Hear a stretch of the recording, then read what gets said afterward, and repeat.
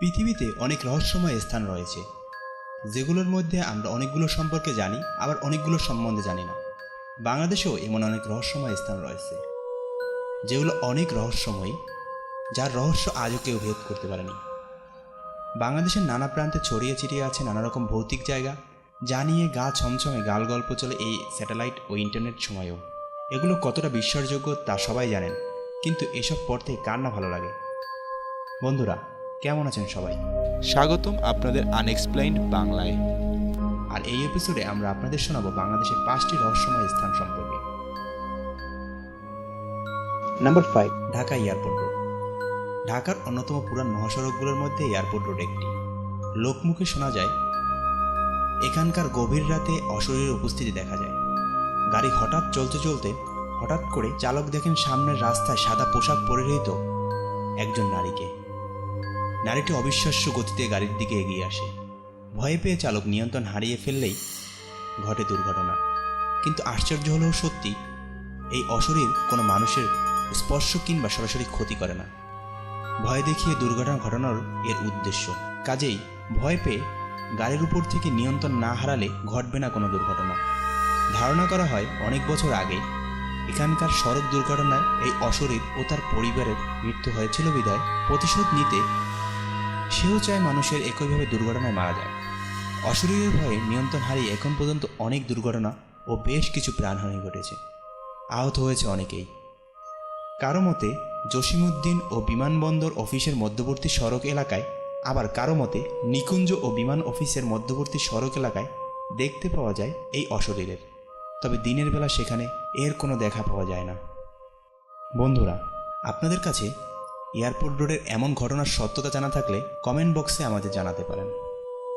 4 নম্বরে রয়েছে পুরান ঢাকা। পুরান ঢাকা বাংলাদেশের অন্যতম প্রাচীন এলাকা। এই এলাকায় প্রতিটা মহল্লায় মহল্লায় রয়েছে রহস্যময় ঘটনা। শোনা যায় পুরান ঢাকায় কিছু মিষ্টির দোকান আছে, যেখান থেকে কিছু লোক কয়েকদিন পর পর এসে রাত 8টার দিকে 10 থেকে 12 কেজি মিষ্টি কিনে নিয়ে যায়। তারা যেই দোকানে ঢুকে সেই দোকানের মালিককে লাইট নিভিয়ে দিতে বলে। অন্ধকারে আসে, আবার অন্ধকারেই চলে যায়। এই লোকগুলো আকারে অনেক লম্বা এবং এদের চেহারা আজ পর্যন্ত কেউ ভালো করে দেখতে পারেনি। ধারণা করা হয় এরা জিন প্রজাতির। পুরান ঢাকার বেশিরভাগ মিষ্টির দোকানের লোকরাই ওনাদের কথা জানেন। এছাড়া পুরান ঢাকার একটি গার্লস স্কুলের সামনে নাকি রাত 12টার পর একটা বউকে হেঁটে যেতে দেখা যায়। এর পরনে থাকে লাল পাড় দেওয়া একটি হলুদ রঙের শাড়ি। সে কোথা থেকে আসে, কোথায় চলে যায়, আজ পর্যন্ত কেউ শনাক্ত করতে পারেনি। অনেকে নাকি বউটাকে দেখেছে। Number 3, girls of Barisal. ব্রিটিশরা বরিশালে আসার সময় নাম ছিল বাকেরগঞ্জ। বাকেরগঞ্জ তৎকালীন ব্রিটিশ সিভিল সার্জন প্রথম ঘটনাটি লেখেন। বর্ষা আসার আগে আগে গভীর সাগরের দিক থেকে রহস্যময় কামান দাগার আওয়াজ শোনা যেত। ব্রিটিশরা সাগরের জলদস্যু ভেবে খোঁজাখুঁজি করলেও রহস্যভেদ করতে পারেন নাই। 1870 সালে একজন ব্রিটিশ ম্যাজিস্ট্রেট সর্বপ্রথম গার্লস অফ বরিশাল টার্মসটি ব্যবহার করেন। তার লেখা জানা যায় ফেব্রুয়ারি থেকে অক্টোবর মাসে বরিশাল থেকে দক্ষিণ কিংবা দক্ষিণ পশ্চিম বঙ্গোপসাগরে এক অদ্ভুত ধরনের কামান ফাটানোর আওয়াজ শোনা যায়। অনেকের ধারণা ভূমিকম্প, কেউ কেউ বলতো জলপ্রপাত, কেউ কেউ বলতো বজ্রপাত, আবার কারো কারো মতে মোহনার ঢেউয়ের আঘাত ইত্যাদি। কিন্তু এই সবগুলোই ছিল কেবলমাত্র ধারণা। বাংলাদেশের বিশিষ্ট কবি সুফিয়া কামাল তার আত্মজীবনীমূলক বইতেও গার্লস অফ বরিশালের কথা উল্লেখ করেছেন। তার ভাষ্যমতে 1950 সালের পর এই শব্দ আর শোনা যায়নি। গার্লস অফ বরিশাল সম্বন্ধে জানতে হলে গুগলে সার্চ দিলেই এ সম্পর্কে আরও অনেক তথ্য পাবেন। শব্দটা আসলে কি, এর আসল উৎস কিংবা কারণ আজও অজ্ঞাত থেকে যায়। নাম্বার 2, গদ্রবাঙ্গা। বাংলাদেশে সাঁওতাল নামক আদিবাসী গোষ্ঠী বসবাস করে। এই সব উপজাতিরা অনেক ধরনের দেবদেবীর পূজা করে। কিন্তু মজার ব্যাপার হচ্ছে, এই সব দেবদেবীদের মধ্যে সবগুলো কিন্তু ভালো নয়। এর মধ্যে কিছু আছে অপদেবতা। এমনই এক ধরনের অপদেবতার নাম হচ্ছে গদ্রবাঙ্গা। অনেক সাঁওতালরা যার পূজা করে থাকে। এই দেবতার প্রতিবিম্ব বলা হয়ে থাকে এক ধরনের বিশেষ পুতুলকে। পুতুলগুলোর সাইজ 2 থেকে 3 ফুট। তাদের চেহারাও থাকে ছোট বাচ্চাদের মতো। এরা বিভিন্ন সাঁওতাল পরিবারে লালিত পালিত হয়ে থাকে। অনেক সাঁওতালি বিশ্বাস করে যে এই দেবতা তাদের অনেক ধনী করে দেবে। এ কারণে এদের লালন পালন করা হয় এবং পূজা দেওয়া হয়। অতীতে নাকি যারা এ সমস্ত দেবতাদের পালিত হয়েছে তারা অনেক ধনী হয়েছে। এইসব দেবতা নাকি অন্যদের বাড়িঘর থেকে স্বর্ণ চুরি করে তার নিজ পালিত ঘরের মালিককে দেয়। স্বর্ণ দেওয়ার বদলে এসব অপদেবতা যে বাড়িতে পালিত হয় সে বাড়ির মালিকের ছোট ছোট ছেলে সন্তানগুলোকে চায়। তারা এইসব ছেলে মেয়েদের মেরে ফেলে এবং তাদের আত্মার শক্তি শুষে নিয়ে নিজে শক্তিশালী হয়।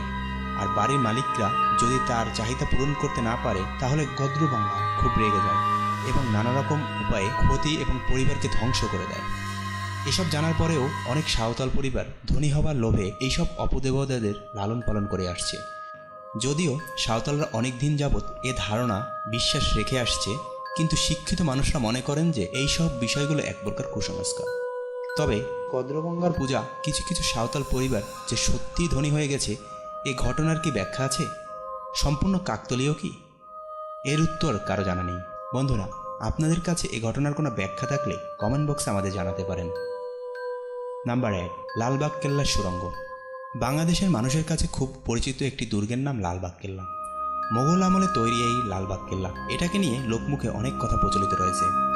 বিশেষ করে তার মধ্যে বহুল প্রচলিত এবং আলোচিত হচ্ছে লালবাগ কেল্লার সুড়ঙ্গ।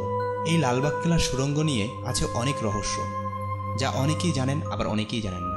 শোনা যায় লালবাগ কেল্লায় নাকি এমন একটি সুড়ঙ্গ আছে যার ভেতরে কেউ প্রবেশ করে আজ পর্যন্ত ফিরে আসতে পারেনি। লালবাগ কেল্লার নিচ দিয়ে অনেকগুলো সুড়ঙ্গ রয়েছে, যেগুলো জমিদার আমলে করা। জমিদাররা বিপদ দেখলেই ওইসব পথ দিয়ে পালিয়ে যেতেন। তেমনি একটি সুড়ঙ্গ আছে যার ভিতরে কেউ ঢুকলে তাকে আর ফিরে পাওয়া যায় না। পরীক্ষা করার জন্য একবার দুটো কুকুরকে চেইনে বেঁধে সেই সুড়ঙ্গে নামানো হয়েছিল, কিন্তু আশ্চর্যজনকভাবে চেইন ফেরত আসলেও কিন্তু সেই কুকুর দুটো ফিরে আসেনি। কথিত আছে একবার এক উৎসুক যুবকও সুড়ঙ্গে প্রবেশ করেছিল কোমরে চেইন বেঁধে। বেশ কয়েক ঘন্টা অতিক্রান্ত হওয়ার পরেও যখন সে ফিরে আসেনি, তখন চেইন টেনে উদ্ধার করা হয় শুধু কিছু হাড়গোড়। এ যেন হরর মুভিকেও ছাপিয়ে যাওয়ার অলৌকিক কোনো কাহিনী। অনেকের মতে এর মধ্যে এমন এক প্রকার গ্যাস রয়েছে যার প্রভাবে যে কোনো প্রাণীর হাড় মাংস গলে যায়।